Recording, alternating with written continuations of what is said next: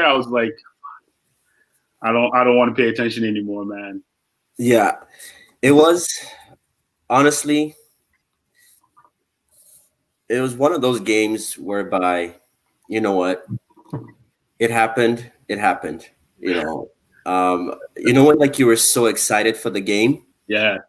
and then and then you just crash with disappointment. Hmm. That was kind of my day, Wow. but Reminds yeah, me of the South African World Cup when Ghana made it to the quarterfinals against Uruguay. And then, man, the handball, I was like, oh, we're making it. We're going to the semifinals. And this guy casually takes, missed the penalty. oh, man. And then we lost in penalties after it. Oh, man. I think I slept the whole middle of the summer. I just slept the whole day. I Yeah, woke up, it was almost midnight, and I was just like, so yeah, I know how you feel. I know how you feel.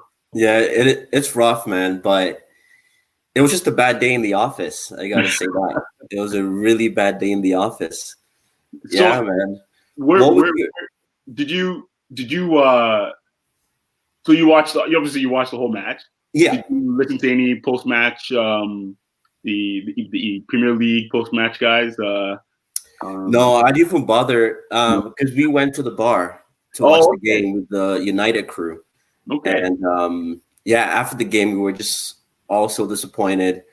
Obviously, the whole Ole out Pogba shit Oh no, you guys conversation were started. singing all the way out. So, well, it's the fan base, right? So we had there was probably 8 to 10 of us there. So obviously, there's a few people that are Ole out. There's a few that just love Ole. Doesn't matter. Mm. So, but it was fun though. It was just one of those things. Everyone was disappointed, right? So, and then when I got home, I typically will tune into the fan cam channels, but I just knew it was just going to be the same Same conversation, right? sentiment, same So conversation, yeah. I was just at the point, and yesterday was Halloween, so I was just tired. Yeah, no, that's fair, man. That's fair. Yeah. Yeah. So I guess let me start. Let me start with this question. Is is Pogba to blame for this loss? No, I don't think he's to blame. Yeah, he's to blame for the penalty. I think for someone of his experience, he shouldn't be doing that. In such a tight game as the United Arsenal game was. I think he kind of lost his head there, which I blame him for the penalty, but I don't blame him for the loss of the game because let's face it, Arteta got the tactics right. Ole did not. Like we were like Arsenal, Arsenal was sitting a bit deep at times, but when they went forward, they actually went forward with purpose. And you guys hit the bar once, I think, or twice. Yeah, You guys Williams. had way more shots on goal than we did. I think we Yeah, only had like 2 or 3, not even if yeah. and that's being three is being generous. So at the end of the day, yeah, that penalty came at the worst possible time, but still, I don't think Pogba lost us the game. I think the tactics was wrong. I felt like Arsenal could have still won that game with or without that penalty. Yeah. So like every time Arsenal went forward, I was like, oh no, they're gonna score now. You know As what I long as we mean? didn't play it through Lacazette, you know, then there was purpose. Every time Lacazette touched the ball, for me, it it was something bad was happening. You know, he was drawing a foul that wasn't a foul, or else he played that one pass to Aubameyang, Yeah. after the I think the Maguire giveaway, and oh my goodness, the pass was so slack. I was like, move the guy, like play it. Oh, it was so bad. It was so bad. Anyways, the whole time I was talking on the group, and me and Joel were all, I can't believe Lacazette. Like, can we furlough Lacazette? For the fall, like, anything to put him to the bench because he was by far our weakest link going forward. Yeah. Well, that's always been Lacazette, right? He's a player of moments as well too. I know someone was trying to on Twitter was trying to argue that Martial I mean, Lacazette is better than Martial. I was like, man, what are you smoking? What are you smoking, man? You know, like, but man, I don't know. Like, what was your take on the game in general? Like, how did you feel did you feel Arsenal played well today? I feel Arsenal played well in the first half. I think the same problems exist with Arsenal. Both of our center halves had yellow cards in the 30th minute. Yeah. Literally, like, within 2 minutes of each other. Consistently Holding would push up with Rashford or Greenwood, and they draw him all the way into your half. And you don't know how many goals I've seen on Mertesacker when he used to do that. And one of the major reasons I never tuned into Arsenal in the latter days of Wenger, besides my blood pressure problems. You know, I didn't understand that. There was definitely some frailties there. It's almost like when they got the yellow cards, they became reasonable human beings. Yeah. So for me, now they're playing on that tightrope, right? So now they have the decision making has to be a lot better. And that's crazy. I just don't understand why your decision making would be on that same level, whether you have a yellow card or not. You know, like it's I just don't understand. I just don't understand it. But I will say that El Neni, for me, El Neni and Partey partnership in the midfield, I think our future. Partey was nice. Like he was solid. Yeah, he lost the ball a lot, but then he recovered it right away. He was trying to create something too, right? And then but he won it right away too. So, he definitely gave our midfield a tough time. I think both those players definitely did. He really took Bruno Fernandes out of the game. Yeah, he was occupying spots where Bruno Fernandes was trying to occupy, and then Ole came in the second half, doing the right thing, trying to change things up. The problem wasn't necessarily the players; it was the tactics. And he put Pogba left, which a lot of people. I remember when when Mourinho used to do that, and people would say, "Oh, Mourinho doesn't know what he's doing." It was because you can't put Pogba in the middle and put Bruno Fernandes in the middle as well. Yeah. Even if you have two Makaleles behind them, you're going to be too exposed. And so he pulled them out wide because, ironically, that left side was our weakest attacking side.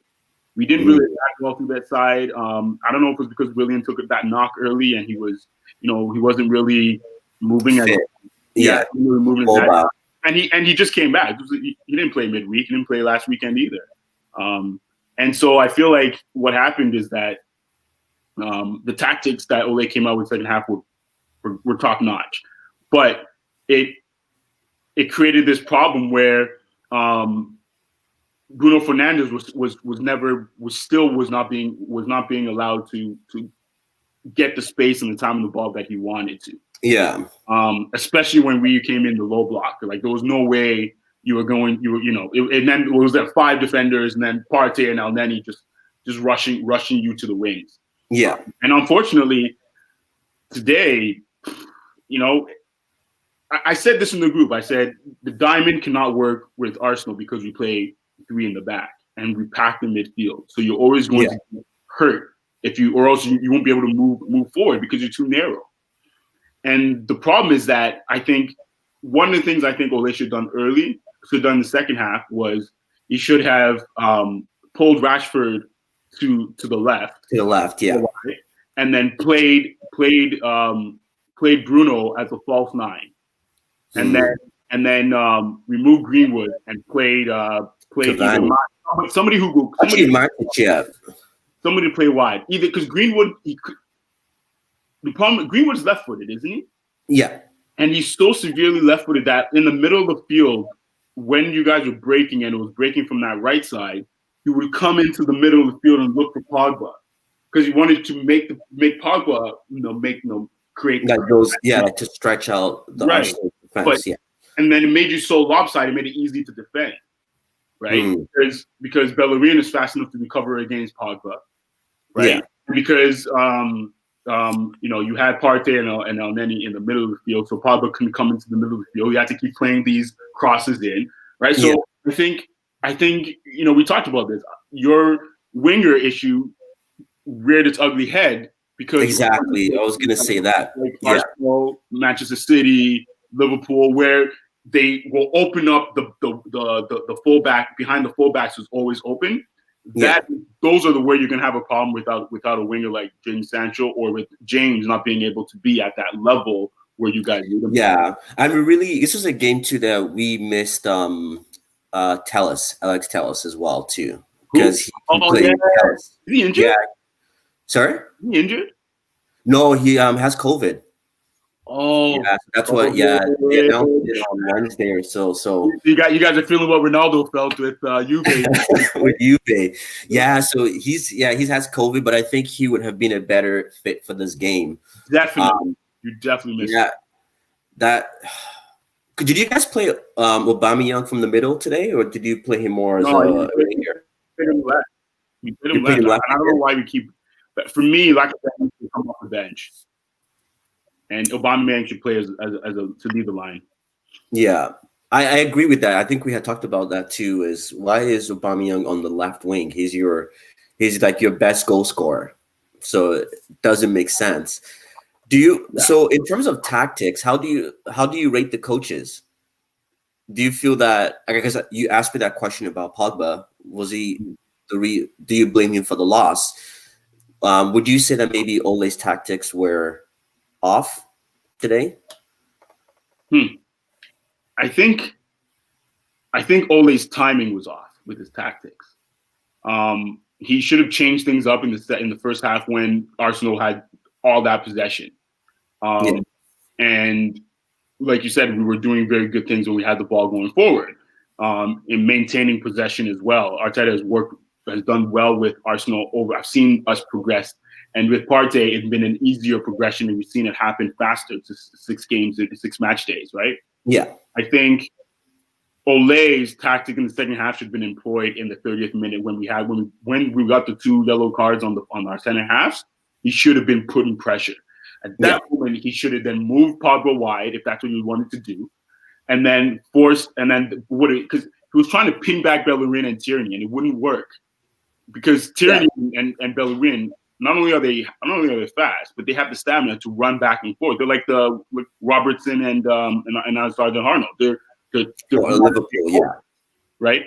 And so I think for me, his timing was wrong. So ultimately, I guess you could say that his strategy was probably more the problem than his tactics, because his strategy going in was, it seemed to me, was the same thing with RB Leipzig.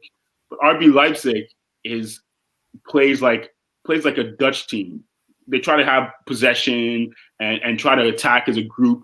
They're going to leave themselves exposed. And so exactly, playing that high line as well. Exactly. So you're able to expose them with your pace. And having someone like Pogba, it would be easy. But when you have Arsenal, like, a team like Arsenal, Arteta's not going to allow you to play long balls. So for me, I think his overall strategy didn't work.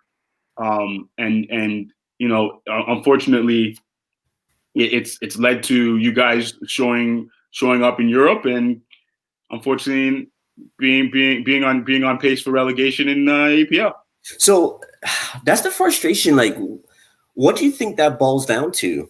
I know somebody has said that obviously with Europe it's different because Europe you're playing among champions of their respective leagues.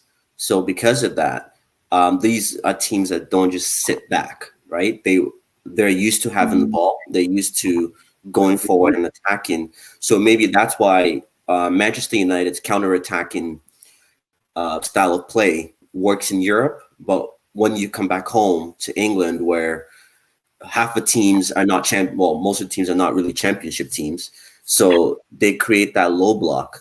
What would you say could be that reason that we seem to struggle in the EPL? Yeah, I never thought about that argument. I mean, that's a very good point about the types of teams that are playing in Champions League are champions. So they're going and they're balling, unless you have like the Juves and even they're evolving because they're realizing that it doesn't work in Europe. I think I don't think it's so much that. I think it's more. It's less about the league and competition. It's more about the team. I think um, it's part of it is players have Champions League and you have this level of anxiety and nervousness and energy that you exert versus week in week out the league, the teams and what have you. And I think it's also partly Manu has not been in Champions League for how many years, right? And the team that you guys were the last time you were in the Champions League versus now is a team that nobody knows. And so it's a lot harder for other coaches to come in and play against you guys when you're playing against teams that you should be better than. RB Leipzig, you should be better than them, right? The other team, PSG, you should be at least as good as them if Neymar plays the way if Neymar plays the way he played against Bayern Munich, very selfishly, and when they obviously had a lot of players injured. But I think you can compete against a team like PSG because Tuchel is not a good coach, and I think Ole can outcoach Tuchel, and I also think that Tuchel doesn't have as much information as to who Manchester United is in Champions League. He can prepare for a Bayern Munich. He can prepare for a Real Madrid. He can even prepare for a City. He won't be able to prepare for an Arsenal. He won't be able to prepare for a Manchester United or a Chelsea. I think that surprise aspect of it works in the group stage. It won't really transfer when you get into the knockout stages because you then are up against the champions of champions, right? Exactly. And then you get quality of talent, and the game changes. But I think in EPL, there's a shadow that has been there for a little bit too long now that Fergie's gone. There's a pressure, and it tends to, I think it makes Ole overthink things. He started off with going with, it worked with a good team in Champions League. I'm going to try it with a good team in EPL. The EPL, yeah. Rather than adjusting for the team that Arsenal is now, right? Yeah. The Partey factor, he should have adjusted to quickly. He didn't, and it really hurt Bruno Fernandes's game today. As an Arsenal fan, I loved it. It was great, especially as a Ghanaian. I can't have enough praise for Partey. I said the last weekend, I was like, why are we not passing the ball to Partey? And Leicester City did a good job. There was always what you guys did to Lacazette is what Leicester City did to us last week. And Ole should have looked at that tactic and figured out a similar tactic, because what Leicester did was they played four guys, always four guys. There was a square around Partey at all times. Yeah. And so Partey was never packed. And he always had to pass it back to the center halves. Yeah. Or to play long balls. The only time Partey ever got the ball was when he cut the ball, when he cut the play, or was when he was doing 1-2s with the center backs. That's it. He was very hard to get the ball. At the same time, Arsenal didn't know how to play with him. And I was saying that Arsenal needs to realize Partey has vision like Pogba, but he can also his decision making is also so good that he can move with the ball and open things up. But he doesn't play around with it, and we saw that today. And I think Arteta, they worked on that. At the same time, Ole, that Ole, I don't know if Ole was trying to lock down Lacazette, but I don't know if it was Ole or your defensive coaching, but there was always four bodies. It was McTominay, Fred, Maguire, and either Wan-Bissaka or Shaw. And every time Shaw got pulled and Maguire had to come in, Lindelof was right there because Aubameyang was so far wide or central that Lindelof didn't need to watch him because McTominay had him, right? Exactly. McTominay and Wan-Bissaka were kind of interchanging, And so Lacazette was locked down, but you didn't need to lock Lacazette down that hard. The problem it should have been locked up in the midfield with Partey, and found a way to open up Bruno Fernandes. So for me, I think his tactics failed him in the timing he executed it.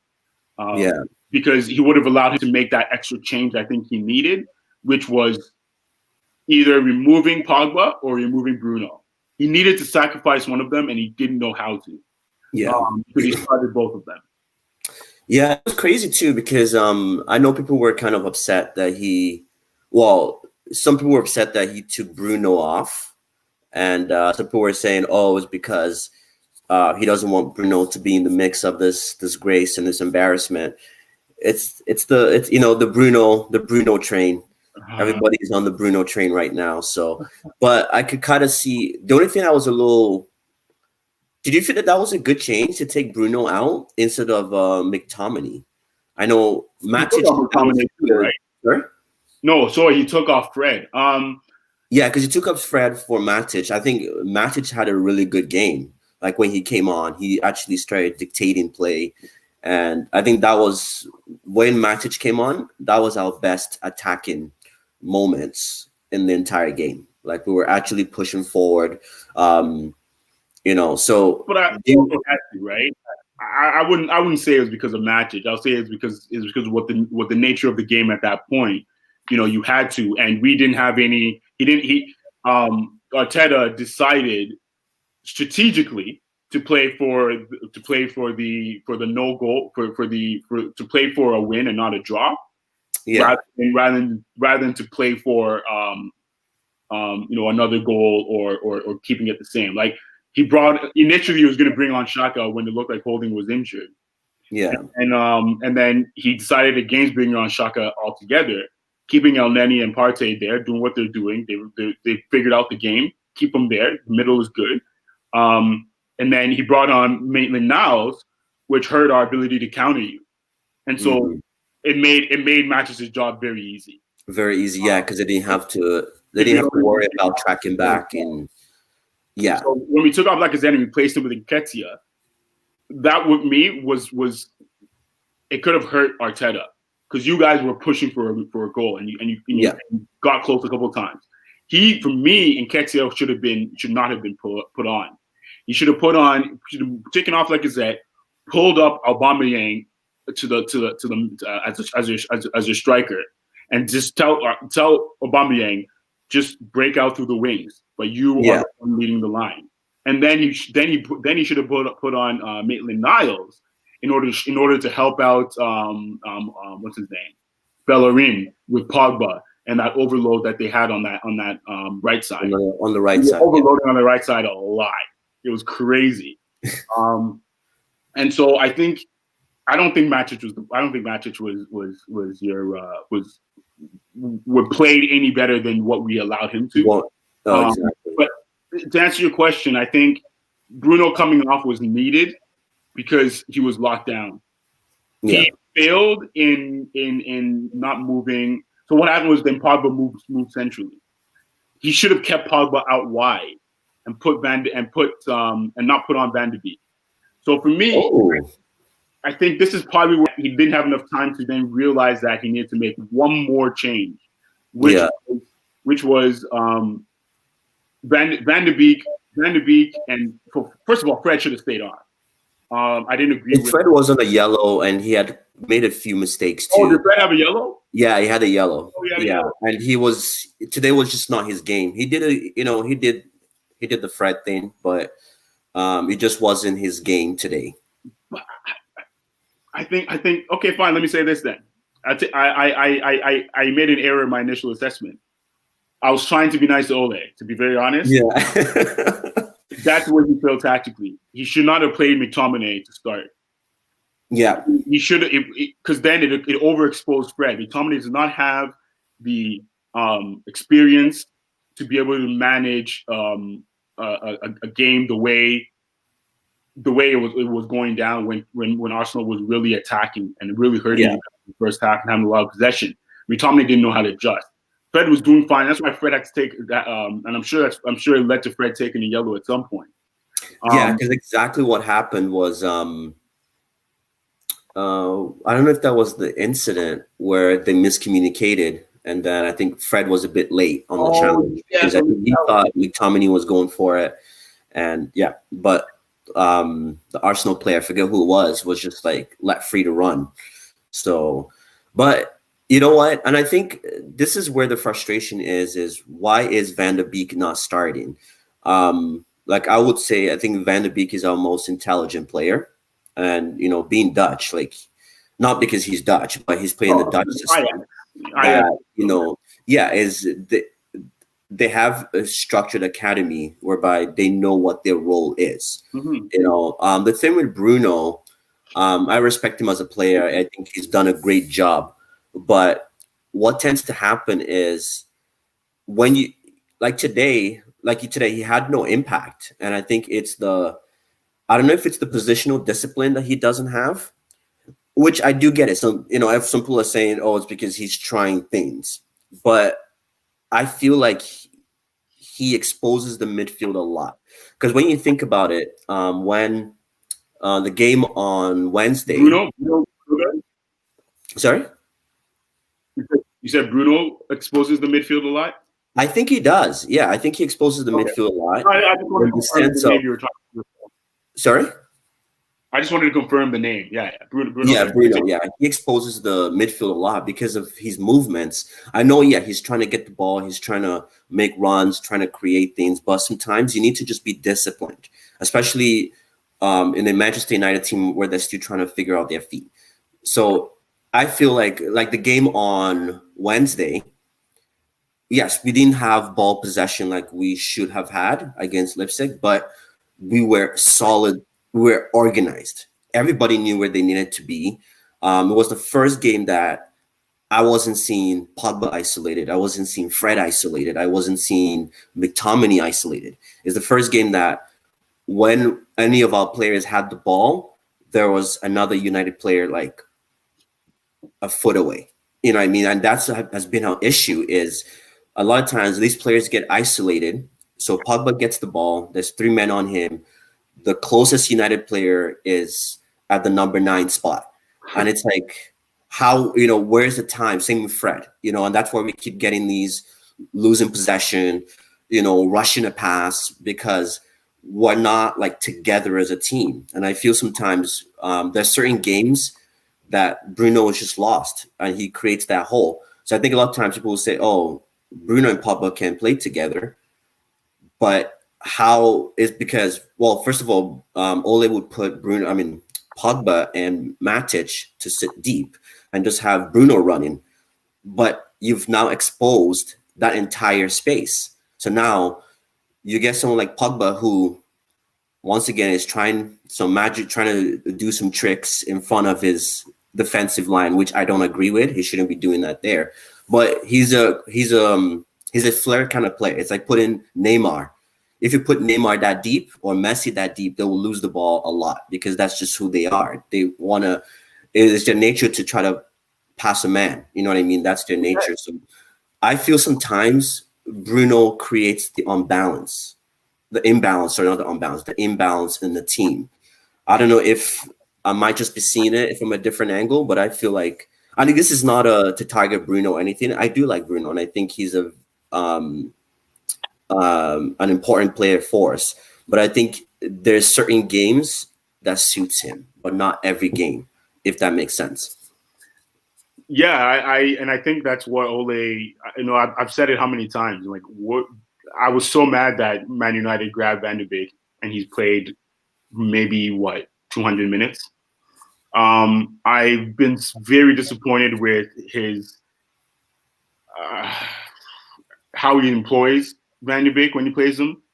Yeah. I think he needs to try putting Bruno wide.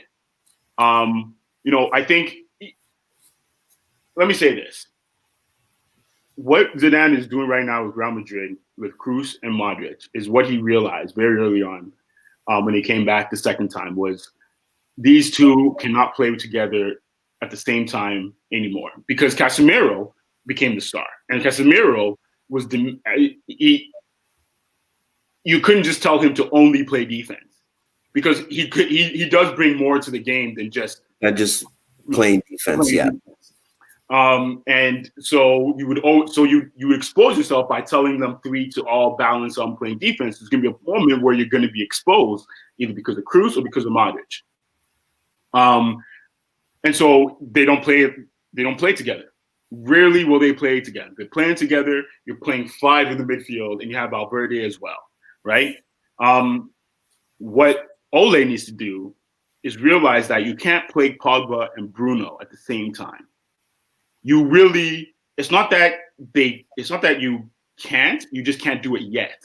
They haven't learned to balance because Bruno is kind of flary too. He's looking for a shot at the top of the box. Yeah. Pogba, he's looking to strike it, you know. Sorry, go ahead. I was saying Pogba, he used to do that, but he's starting to go away from that. He's starting to look more for the pass, like what he does with France, than to look for a shot. Bruno isn't. You know, Bruno is he's really a Cam in spirit. And I think what Ole needs to do now is to figure out who works better in a counterattacking situation versus a possession situation. I think if you're playing counterattacking, Pogba is your man of choice. Then you can play Van de Beek and or Fred and or Matic or McTominay, whoever. Yeah. It's very easy to have Pogba and Van de Beek at the same time. Van de Beek won't leave you open because Van de Beek understands spacing, like Cruz. Exactly. Like, Bruno didn't develop in any system. Porto doesn't have that system. So not Porto, Sporting doesn't have that system. Where you have that development of that sort of spacing and spacing and timing. I think Van de Beek will give you that tempo guy. Where I think right now you don't have that tempo person because Bruno is always attack. Yeah. Pogba is always attack, but it's not his attack isn't always rushed. Pogba is thinking attack, but he's not rushing things. Bruno attack, and sometimes he tends to rush it. It could be age, it could be experience. But I think Van de Beek will give you that Cruz. He'll give you that De Bruyne. He's going to give you that person where it's even Jorginho type. Where slow it down. Partey, speed it up. Let's let it. Win. Cross the ball like that. And I think it'll help both Bruno and Pogba to have that person kind of directing them. And Van de Beek, he's a humble guy. I think he's got a great personality. I remember I only say this because after I really started paying attention to the Ajax team after they destroyed Real Madrid in the Champions League. Ajax, yeah. Was it last season? Oh, two seasons ago. 2 seasons ago, yeah. That Liverpool one. And I was young, like I knew he was ready to go to Barcelona, so I was scouting him up for competition, like, what's gonna happen? Van de Beek, because everybody was talking about how he's gonna come to Real Madrid. I've been watching him. And then obviously Ziyech, who ended up going to Chelsea, and then just the whole how they played, and they had De Jong in the midfield. Like they were very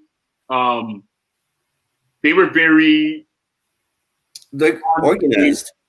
Organized. That's like a unit, like a unit. Yeah, they kind of just moved together, right? And I thought that's why you brought Van de Beek in. I honestly thought Van de Beek was going to be like the guaranteed starter, and Pogba and Bruno would be tactically used, or else they'll only be used together if you're packing the midfield, or else they realize how to play with each other with Van de Beek. Because I'm telling you, those three plus a Fred or a Matic, or I don't even know if McTominay is a defensive midfielder. I don't know. He's a CM that was kind of I think Mourinho turned him into a CDM, basically like a more defensive minded. But you know what, McTominay, I think he doesn't have that ability, that mental ability of tackling. He doesn't have his body positioning for tackling like like Casemiro, like Partey. They don't understand that. They don't understand that, and I think Fred gets it. Matic has got it from time. That's just what he is. Yeah. And so I think that's really your midfield right there. Van de Beek, Pogba, and or Bruno. and Fred and or Matic. And then That that is really your midfield right there.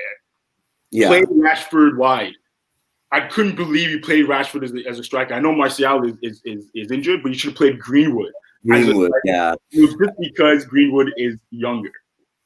But I think that's what they're saying is because the Greenwood thing, everyone just feels that he's not strong enough yet to play as the sole guy up top. But you play him the way Leicester City plays Vardy. He's not strong.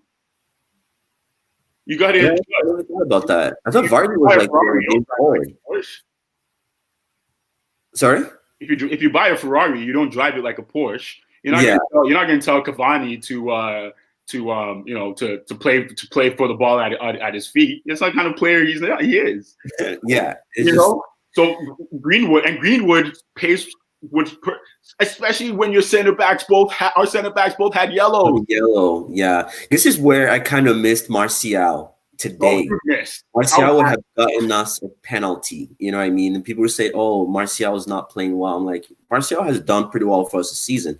He's won us 4 penalties. In every game he's played, we've gotten a penalty. So you can't tell me that's not doing your job as a striker. You know, yeah, Bruno is taking the penalties, and I think that's part of the part that's very frustrating. When from a United fan base, I don't know if it's happening in other fan bases, but it's just a constant picking at one player, picking at this, picking at that, and we've become that. You know how when you were a kid and we all wanted to play as a striker because that was just the glory position, and I feel like that's what fans now is like. If you don't score, you're garbage. If you score, you're a hero, and it's like people are forgetting that this is a team sport. It's not a one-man show. You know, like. Wednesday happened and everyone is all, oh, Bruno, Rashford. But the reality is, if Bruno and Rashford had started that game and Pogba and Van de Beek were on the bench, it might not have turned out that way because would have been on the back foot because now you have a Bruno in there and a Rashford that don't hold the ball. Rashford is not a Martial that can hold up play. Rashford doesn't hold up play. You know what I mean? Bruno doesn't hold up play. So when you have those two, we could have been back to where we were in Newcastle, where we're tying the game and we're just defending the whole time. And a lot of times that's why Fred looks so good is because we're defending so much that he's being highlighted. You know what I mean? So people need to understand that there's a reason why things are happening the way they're happening. And yet Bruno and Rashford come in, tired legs, they come in with a burst of energy and we kill the game 5-0. But it's not because Bruno and Rashford are these like amazing players that once they come in, they just change the game. Is the tactics was spot on. You know what I mean? At the time they came in, who started the game. And I feel it's the same thing now is, people want that Bruno to just be, sometimes I tell Bruno, like I'm yelling at the screen, Bruno, just calm down. Sometimes because it's like that whole thing whereby it's like it happens in FIFA when you're playing FIFA 2 or like when you're playing soccer is before you have the ball, you see a run. You see a player trying to run. But sometimes what you're seeing is different when you get the ball. Because by the time you get the ball, maybe that window has closed or that player realized that this might not work out if I keep running. So they change their position and then you always see Bruno.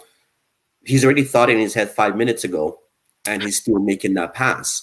And so many times, a clear goal opportunity that we could have had is gone.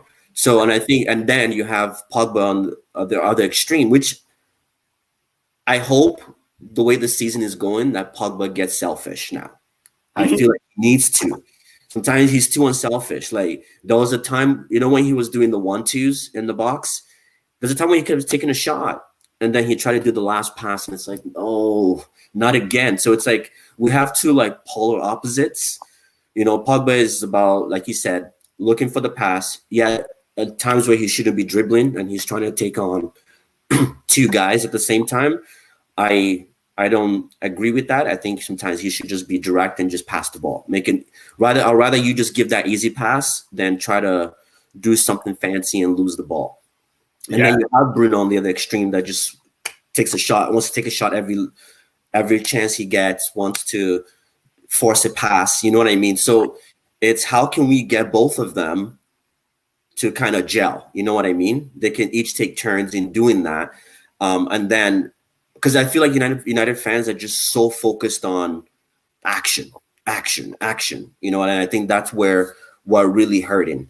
But I do agree with you in the sense that Bruno and Pogba, they can still work well together, but maybe not now because we're still trying to figure out the midfield. Yeah. But so this is kind of going. Do you feel that Ole's time is running out? Definitely, yeah. Because the way things are right now, you're doing well in Europe. Yeah. So you need to make a change before what is happening in Premier League seeps into Europe. And your midfield is going to start getting confused. You need to have a core. You need to have a somebody who is your pendulum in the midfield. Yeah. And I think as it is right now, Ole does not understand the midfield. You know, maybe it's because he's a striker. Maybe he hasn't put his assistant coaches beside him who he needs to. But he figured out the front. He figured it out. I'll give him that. He's figured out the back just a bit. The balance. I keep telling you, Maguire is going to be the downfall of your whatever system you guys get settled in. He is. He gave away that one pass I keep talking about. That was his mistake. And then Marcus had bailed him out by giving a bad pass to Aubameyang. You know, like there was the only thing Maguire really gives you is a solid, strong center half. And I know EPL loves their big center halves. Yeah. But he's not the right. You can't have him and Lindelof. You need somebody else in Lindelof or somebody else in Maguire. Yeah. Maguire cannot be your captain leading your back line. Can't. But yeah, I honestly think Ole's time is running out. I think even if he keeps performing in Europe, the moment there is a bad game in Europe, it's over. Yeah, he's not showing up in EPL. I mean, I don't know when your game in hand hits, but that is when everything will fall apart, right? Because if you keep losing, your game in hand will be useless. Yeah, it is getting useless at this point. Like we're basically fighting for relegation within a week. And now we're going home to play. We're playing Everton away, which we have a better away record than home record. But don't worry, what does he end? Is still injured. Yeah, I watched their game. I watched Everton, Newcastle. They just looked flat without him on there.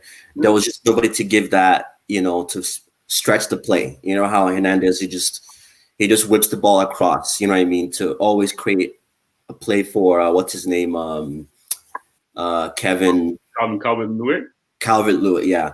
So, but do you feel okay? But on the flip side, Arteta, are Arsenal fans happy with him? I know the honeymoon phase is over, and it's still shaky with him, right? To kind of figure out what he's doing.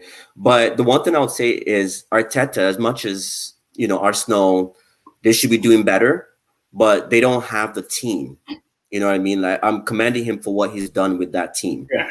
You know what I mean? Because when you think about that Manchester United team versus the Arsenal team, on paper, it's a slam dunk for United every time, right? So I would definitely give him that as when you see Arsenal play, there is a pattern that they have. You know what I mean? You guys have a solid, like I know what to expect from Arsenal. I know you guys are going to start from the back. It's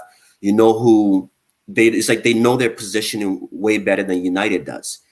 Versus United, we don't know what we're going to get. Are we going to get counter-attacking? Are we going to get just sit back and wait? We don't know. But I think with Arteta, there is a plan there. It's just I feel he needs the right players. What do you think? I think so far I really liked what Arteta did in the summer. The moment the summer started, I said if Arsenal does not go after Partey, there's nobody else who is within your reach of quality, of talent, and reach of release clause if they don't want to negotiate, and actually is young enough and ready to make that that next step. Yeah. And then we started talking about Hour out in Lyon, and I was like, yeah, sure, but not with. He's useless if you don't have Partey. And so that grab was phenomenal. But then even while that was happening, two new fullbacks. You got two new center halves. Yeah. And he really handled the David Luiz situation well.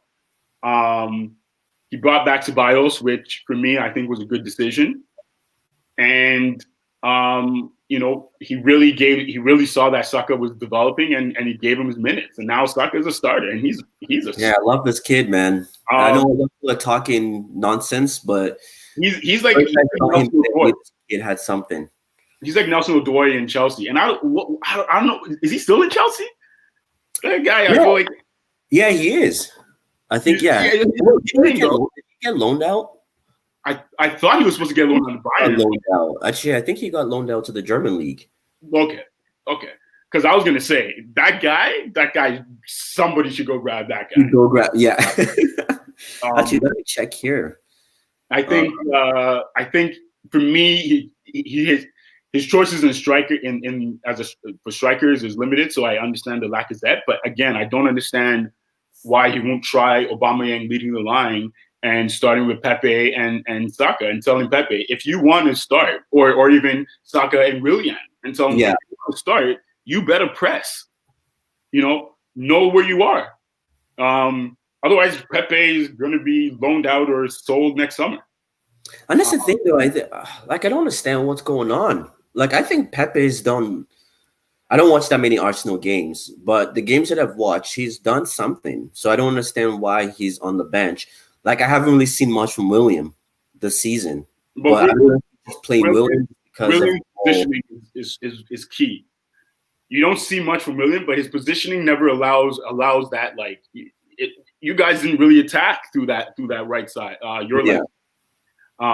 Shaw always had something to do, and every time Shaw moved up, he lost the ball, and what happened? We were breaking with Willian. Like, Willian is great there. Pepe does not press. His positioning is all wrong. Pepe is the kind of player who he needs to be the focal point. Like, you're trying to go through him. Kind of like what the same situation we will be going through what Tottenham is going through when we're playing Bale, because Bale wants everything to go through him. Yeah. And we have Kane and Son, who are studs themselves, doing ridiculous things. And so you lose that. You lose that from them. And so they're useless otherwise. And Pepe is young enough that he should be able to adapt and change, but he's just too selfish. So for me, I think that aspect of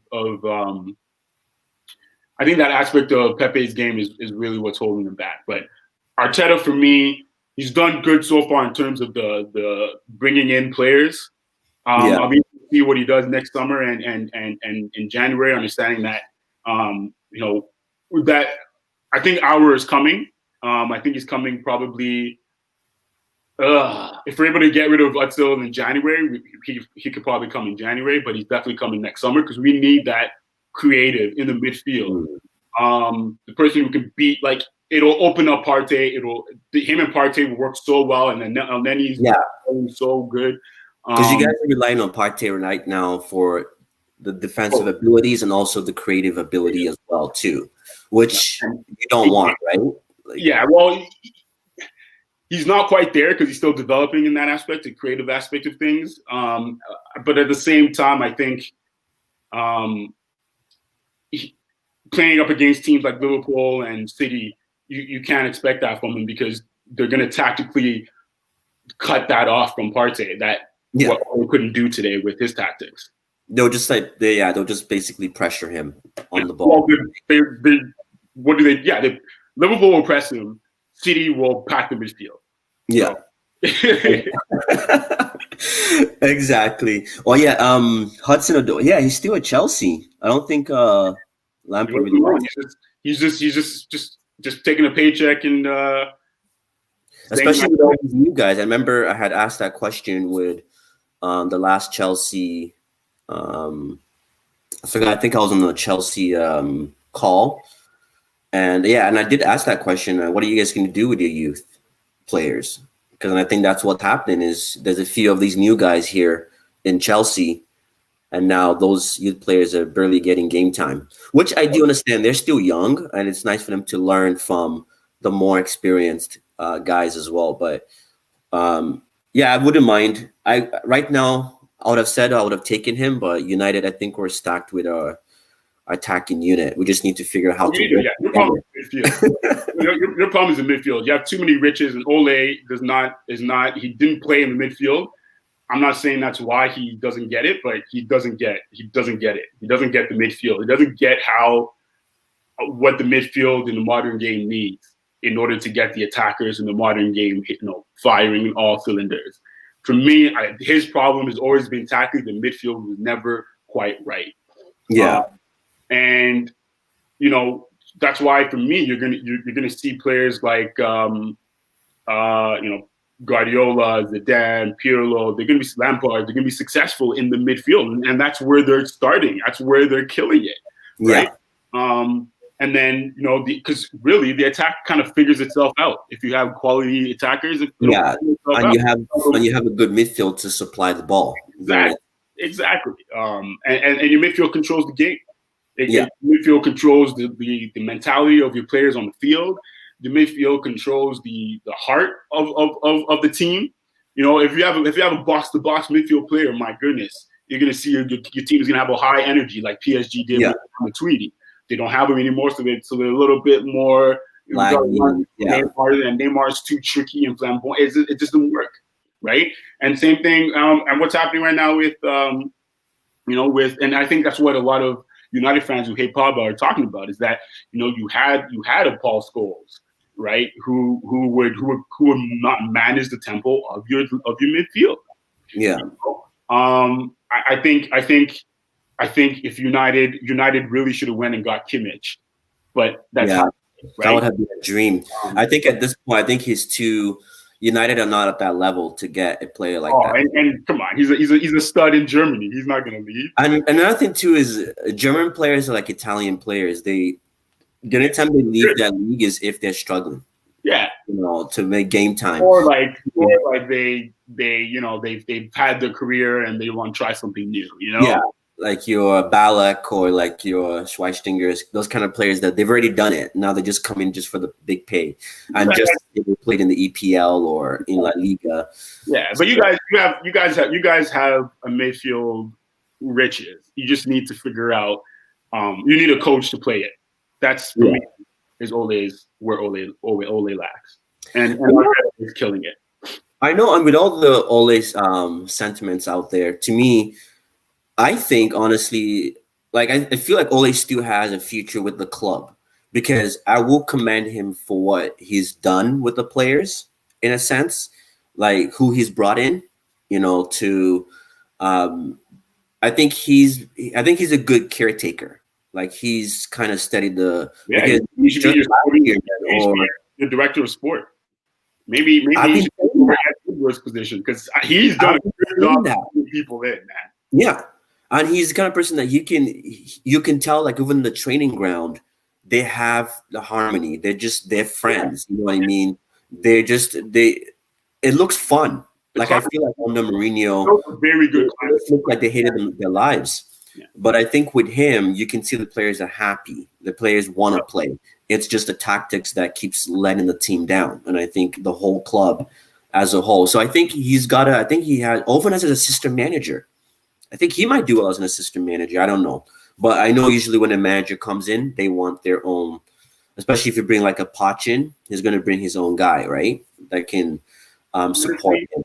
And I'm going to be very real with you. It's not even Poch you need. Not anymore. Because you have mature, experienced players, and your youth. You don't really need to develop.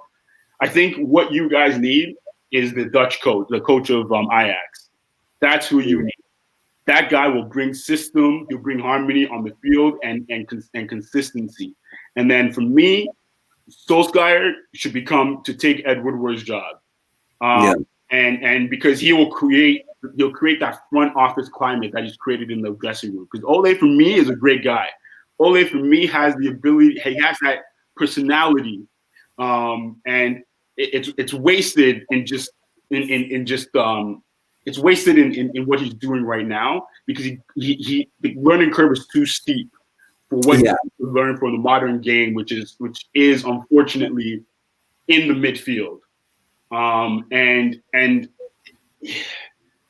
yeah, I think that's really, for me, that's the best person for you guys. I never even thought about it that way.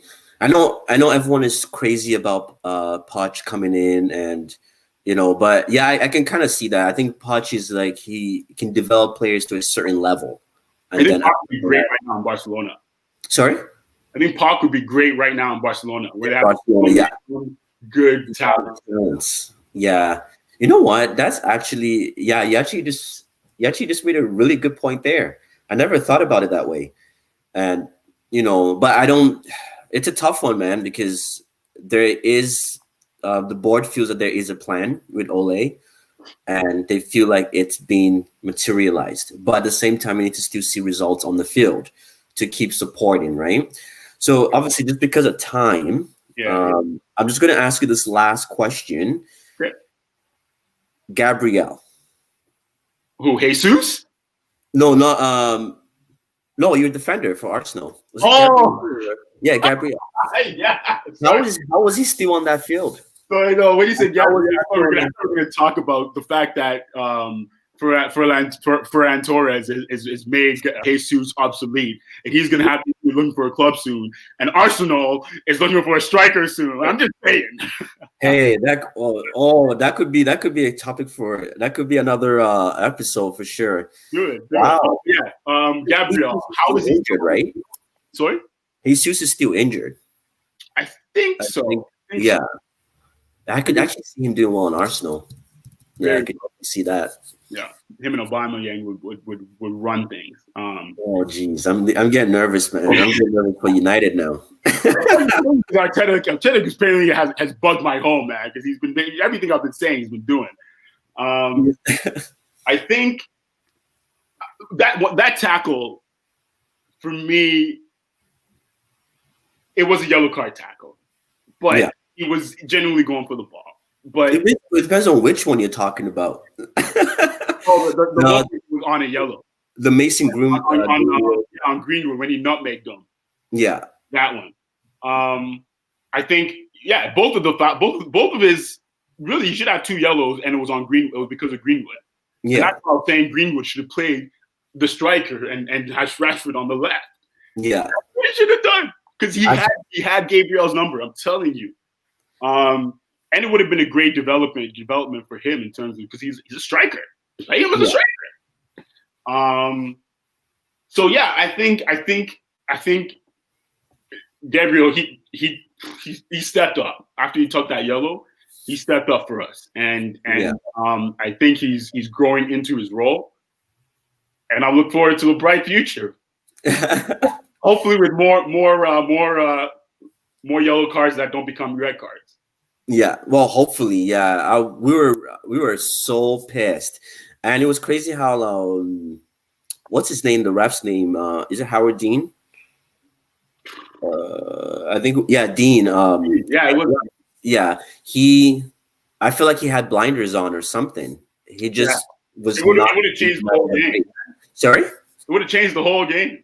Yeah, because that Matic tackle too in the box, and the fact that he did not listen to VAR. I don't know if VAR was existent in that game at all, because this is the first game I've watched this season that there was no VAR call. VAR didn't step in some shape or form. So you're right. That was sorry. You're right. I didn't even think about that. Even the penalty, I mean, VAR didn't. It was straight. It was a straight one. Yeah, the Pogba one was stupid. That was just. I just put my head down when that Pogba thing happened. You know when you're the only Pogba supporter in the whole base, and then Yeah, Pogba does everybody that, looks at I'm you. just like, oh, I can already read the papers. I can already read the papers, and I saw the ESPN coverage of. I just saw the title.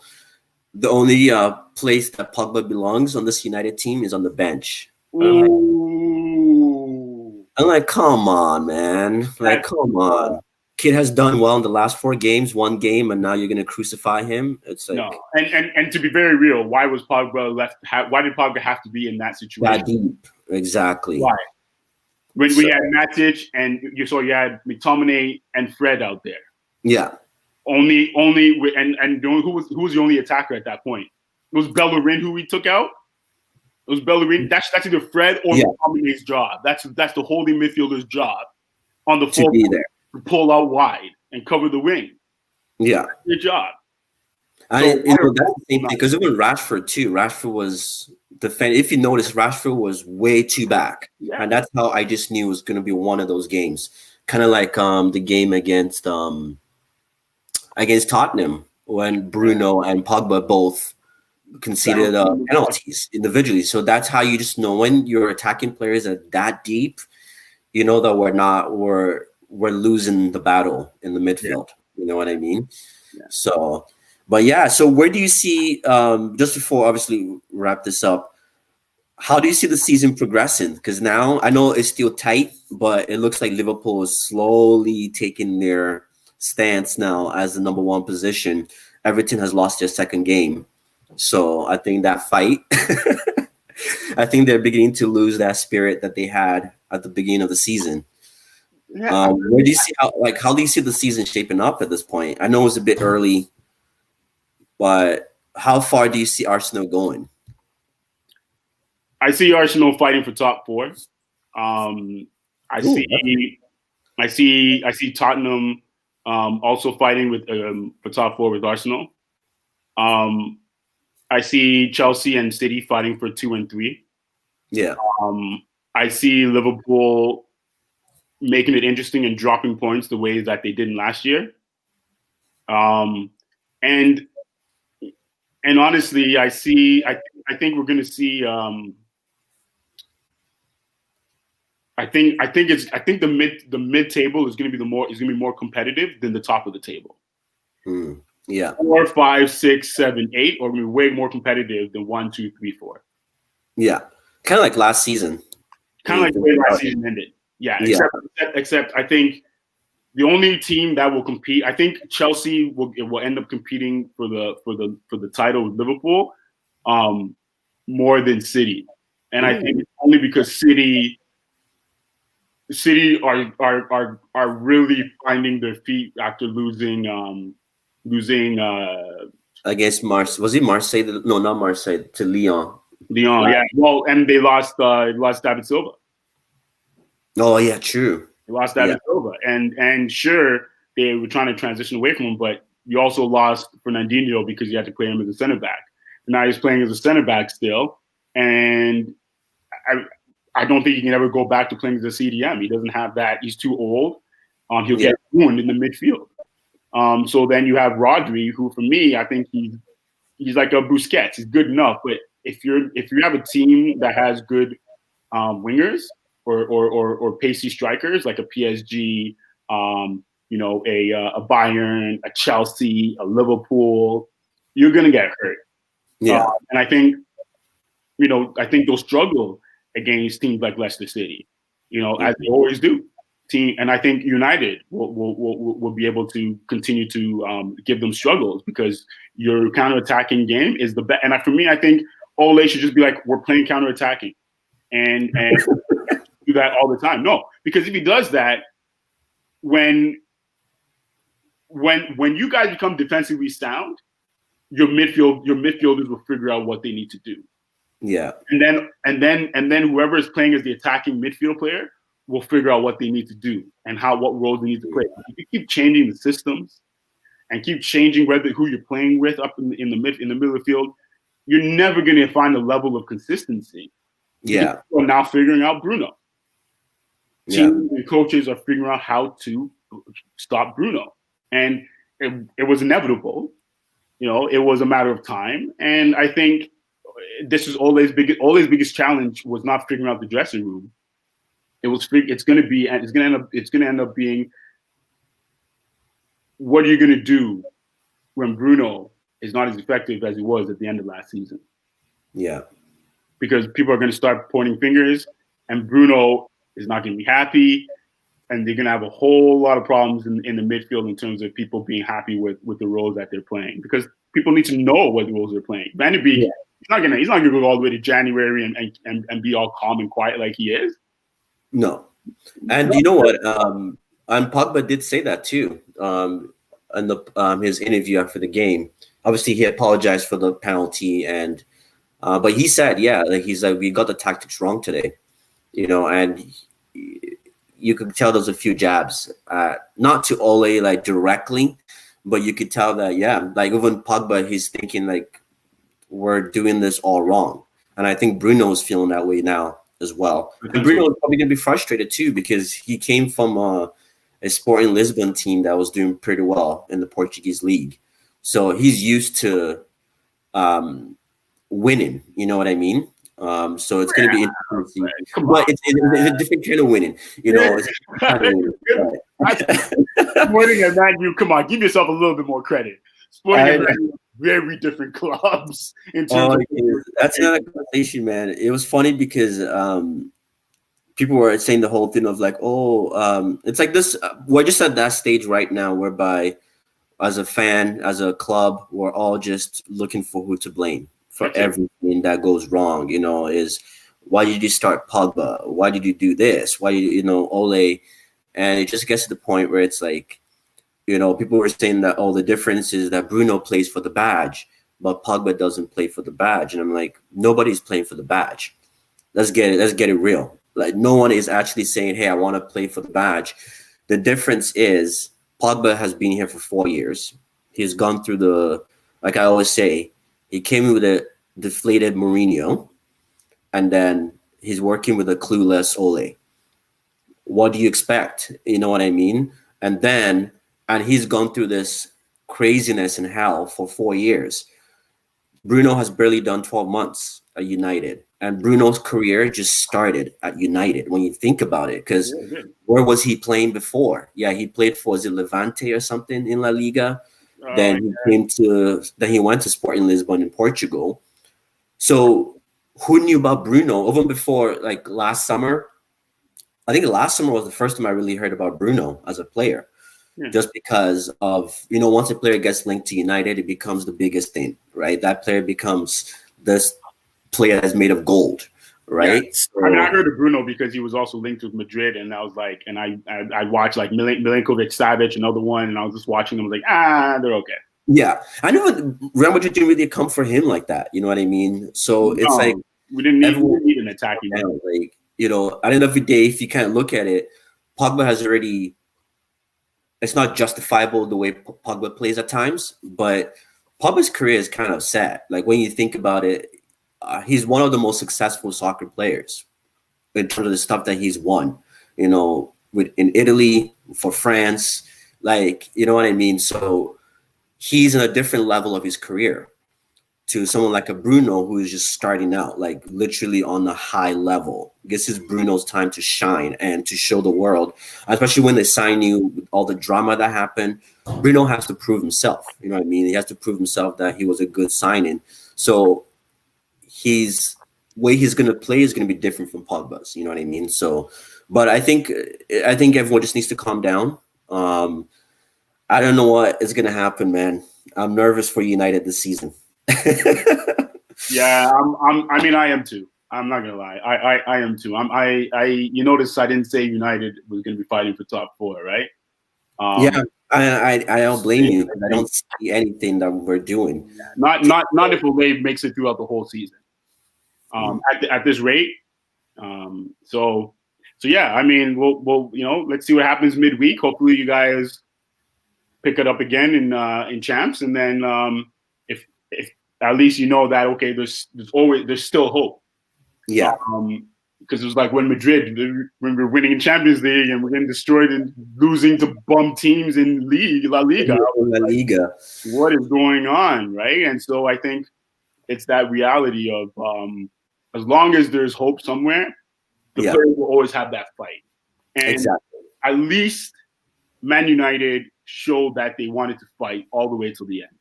And so, like, take that away. And honestly, everybody does that. When Benzema wasn't scoring, oh, he's not scoring. Same thing with Martial. Fans are fans. We're fickle because we have no control. We try to find some way of having control. But in the end, what we say is not going to change. It's not going to matter. So for me, changing the fans and how they act is not going to do anything. It's for me. It's the front office. It's the pundits that get the big stages. They're the ones who are going to control how people are viewed, how players are seen. And for me, who was it? Who was the pundit today? I forgot his name. The guy Kewell, Harry Kewell, the Australian with Roy Keane. He hates Roy Keane. Roy Keane hates Pogba. Yeah. Well, all the ex-United, all the British pundits. I think it's only what's his name? Owen Hargreaves once in a while will side on Pogba. And there's the other guy. There's the one guy, I keep forgetting his name. He actually, he's the one person that actually, when Pogba is at fault, he will say it. But when Pogba is not at fault, he will say it. I forget his name now. But he comes on, and he's one of the few guys there that are actually reasoning when they talk, right? Not just saying stuff to just get a million views. Yeah. Kind of thing. So I think you guys have a long way to go. So it's only 6 games in. As long as you keep winning in Champions League while you can, and then make your decision while you still are, because it's the group. Yeah. Once the group stage is over, then the wheels start falling off at that point, because now you're playing. Now you need better tactics than just go out there and counter attack. You know what I mean? Yeah. So, but we'll see. You never know. We'll see. So, well, it's definitely been fun, Jeff. Yeah, always a pleasure, man. Yeah, we'll keep hanging on, and maybe we might battle with Arsenal for 4th place, or we might battle with Aston Villa for 17th place or 18th place. Always do time. One game at a time, man. One game at a time. Yeah. So thank you for watching, and please like, subscribe, and share, and so that way we can continue to provide you with more good quality content. Okay. Till next time. See you. Take care. Man. Have a good one.